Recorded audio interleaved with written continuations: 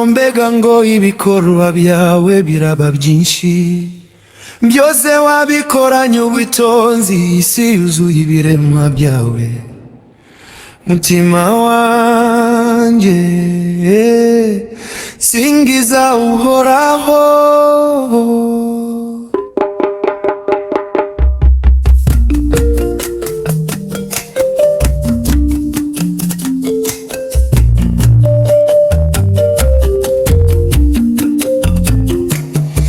Nyagasani wohereza umwuka wawe bikaremwa, maze imisusire y'isi ukayihindura mishya.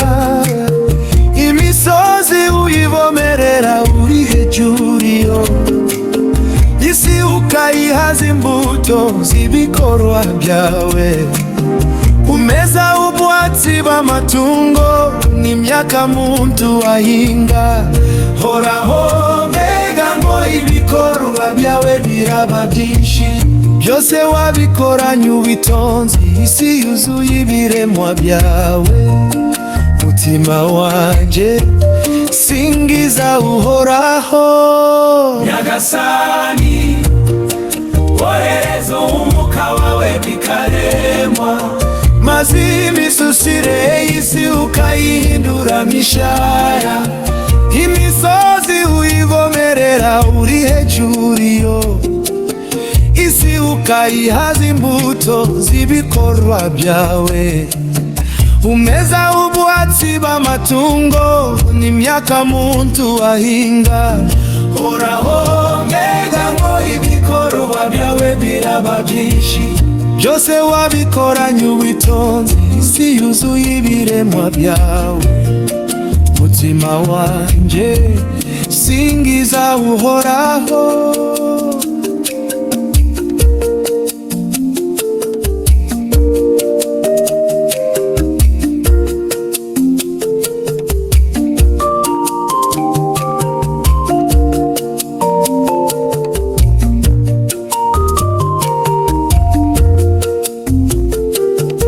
Nyagasani wohereza umwuka wawe bikaremwa, maze imisusire y'isi ukayihindura mishya.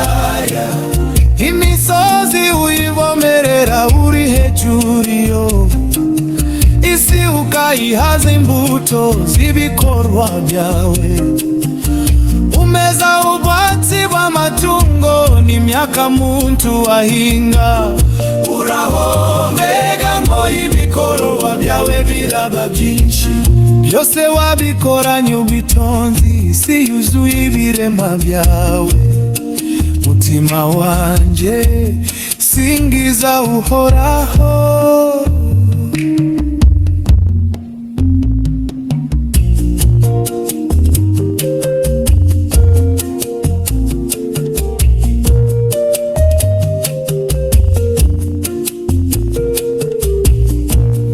Nyagasani wohereza umwuka wawe bikaremwa, maze imisusire y'isi ukayihindura mishya. Imisozi uyivomerera uri hejuru yo, isi ukayihaza imbuto z'ibikorwa byawe. Umeza ubwatsi bw'amatungo n'imyaka muntu ahinga.